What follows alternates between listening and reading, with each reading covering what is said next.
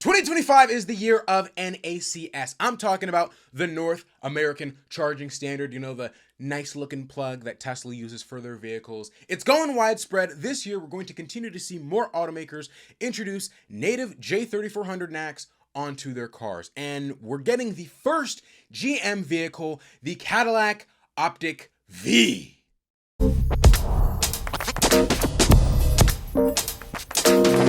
Now, if you're not caught up to speed, we got 4 Cadillac EVs, okay? We got the Lyriq, we got the Vistiq, and then we got the Escalade-iq, all right? The Escalade IQ, and then we got the smallest of them all, really the kind of newest. I mean, really the Vistiq is the newest, but we got the Optiq, and you put that together, that spells love, L-O-V-E. Now, the Optiq is really the XT4, XT5 replacement in Cadillac's lineup. It is the smallest of the IQ vehicles, and it is the entry-level electric model for Cadillac. Now, today, Cadillac has introduced the Optiq V version, which means more horsepower, more sporty. Okay, they're upping the ante. 3.5 second 0 to 60. You're getting Brembo brakes. You're getting launch control, competitive mode, which enables a suite of traction management features specifically engineered to increase vehicle agility. Okay, and then of course, it is a V vehicle, so you get V mode. Takes performance customization further, allowing drivers to save performance-focused settings, including competitive mode and a unique sound experience. It's intended to offer instant access to the preferred performance driving settings via the V button. Mounted on the steering wheel, V mode can also be accessed in the drive mode app within the 33-inch diagonal advanced LED display. Now, Jordan and I got an amazing time to ride in the Optiq, and I love the styling of it. It's probably my favorite looking Cadillac vehicle. I also love the Escalade IQ. I think that also looks really nice. But the Optiq, it's nice size. The proportions, it works really well, okay? And now that we're getting a performance version, I think a lot of people, especially myself, are interested. Now, the Optiq V starts at $68,795. 70 grand for a small performance car. I thought that was a lot, but when you put in perspective, let's use the Ioniq 5N, for example, which starts at $66,000. Honestly, the Optiq V, I think, is in a pretty good spot, and I think a lot of people are actually probably going to pick it up. The Ioniq 5N starts at $66,000. It is a more track-focused car, but if you still want that luxury and that performance, then the Optiq V is just going to make sense. Now, it's going to be interesting to see once we get the Model Y Performance out here. The Model Y Performance is expected any day now. We've seen it on the track. Testing, that is expecting to come. So we'll see how that compares. But the old Model Y Performance started at $54,000. And so that really heavily undercuts the Ioniq 5N and the Optiq V as it is today. Now, let's read this Cadillac news article introducing the 2026 Optiq V in this absolutely beautiful deep ocean tint coat. Okay, that's a interesting paint color name. The 2026 Optiq V joins Cadillac's 5th generation of the V series portfolio, once again elevating the brand's performance offerings. Optiq V infiltrates the V-Series brand with a youthful and vibrant persona, sporty luxury design, and performance-driven power. Features include Cadillac's estimated 519 horsepower and 615 pound-feet of torque in Velocity Max mode. Cadillac estimates a 0 to 60 time in 3.5 seconds in Velocity Max. You got to click that V button on the steering wheel.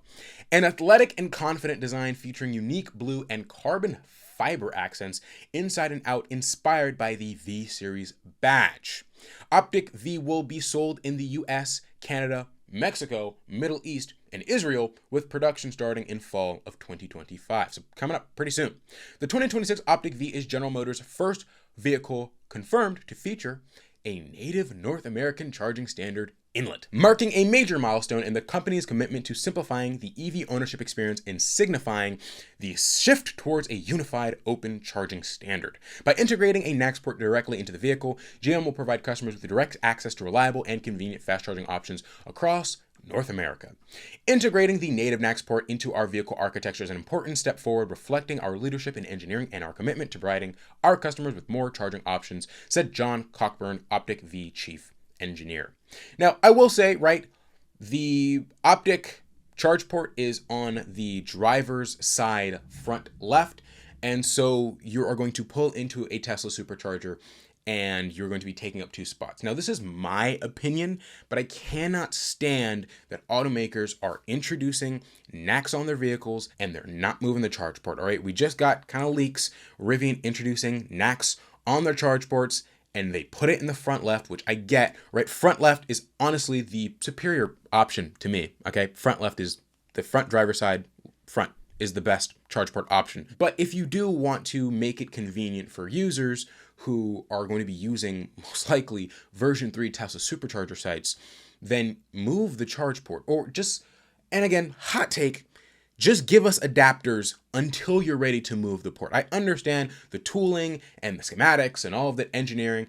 Just having to move a port can drastically affect how a vehicle is manufactured. And so doing that can take some time. You might not want to have, one model year, the first model year, have the charge port on the left, and the next model year, you're switching it to the right. That can be a bit of a drastic change. And so, just wait it out. Wait until you have to change the Optiq design and put it at the front right or the driver's side rear, where Tesla has all of their charge ports, to make it easy. But again, I understand the driver's side front is right there. You get out, it's literally right there. It's perfect for backing in or pulling in forward. And if you're towing, particularly for our EV trucks, your Ford Lightning, your Rivian R1T, you don't have to unhitch just to charge. You can just pull in forward. So yes, the front driver side is the superior charge port option. You're hearing that first on Out of Spec Bits. Now, rear view of the 2026 Cadillac Optiq V in deep ocean tint coat. Okay, driving on a scenic road, and this thing,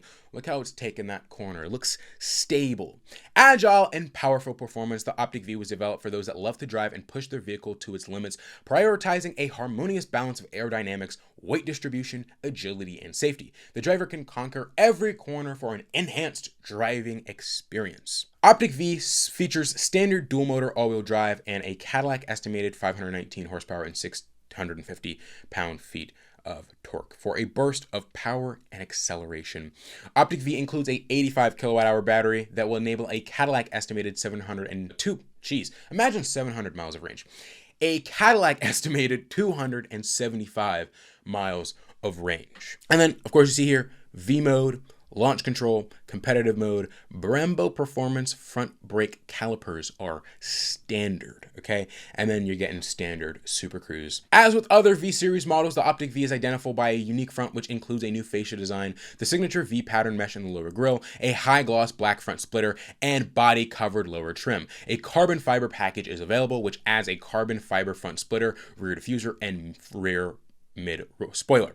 Further identifying Optiq V are the iconic V-Series badges adorning the front doors and liftgate, while a V-Series badge is etched in the driver's side grillette. The liftgate also features a gloss black rear lower diffuser. Optiq V features nice 21-inch, 21s, riding on 21-inch graphite alloy wheels, paired with low-profile tires and a laser-etched V-Series badge with a choice of standard all-season or available summer tires. Anyway, besides the Optiq V and all its glorious performance, really the big thing here, okay, is NACS, J3400. GM is the biggest EV seller in Canada, right? They sell the most EVs. They're second in the United States, running up on Tesla. All right, I see so many of those Equinox EVs around me. It's absolutely insane. And so GM is killing it. They have so many EV options, and I think things are looking bright for them. They have quite a bit of investment in electric vehicles. With that being said, introducing J3400 NACS just is a step forward for a lot of buyers who don't want to deal with adapters. They just want it built into the vehicle. Now, thing is, right, although Tesla version 3 and version 4 Tesla supercharger sites are everywhere, there are not everywhere. There are still some locations where, or some spots where you're gonna have to use CCS. And so you're going to have to get a CCS to NACS adapter instead of using the NACS to CCS adapter that we've been talking about for all this time. Now, of course, it isn't just Tesla. We see the likes of Electrify America, Vigo, Iona. They have J3400 cables at their networks, or they're starting to roll them out, particularly in Electrify America's case, where you will be able to charge your vehicle if you have J3400 Tesla or non-Tesla EV with J3400. So that is important. So you don't have to use Tesla supercharging sites, but the point is a lot of the sites are still CCS1, so you're probably going to want an adapter. Anyway, let me know what you think about this J3400 fiasco. What are your thoughts on automakers keeping the charge port in the original location? Again, I understand for manufacturing purposes, leaving the charge port where it is just makes sense, I guess. But with all of these vehicles who have adapters and native J3400, you're going to see more non-Teslas at Tesla supercharging sites, which means it's going to get more crowded and you're going to be taking up 2 spots. And do you want to be taking up 2 spots? I mean, I've been to a busy Tesla supercharger and felt kind of bad. Like there's a line and, you know, I was here first and I came before there was a line and there were other spots available. And, you know, that's just not a comfortable feeling. But anyway, enough of that. Let me know what you guys think down in the comments below. This is Out of Spec Bits. My name is Isaiah. That's the Optiq V with native J3400 NACS. And I'll see you guys in the next one.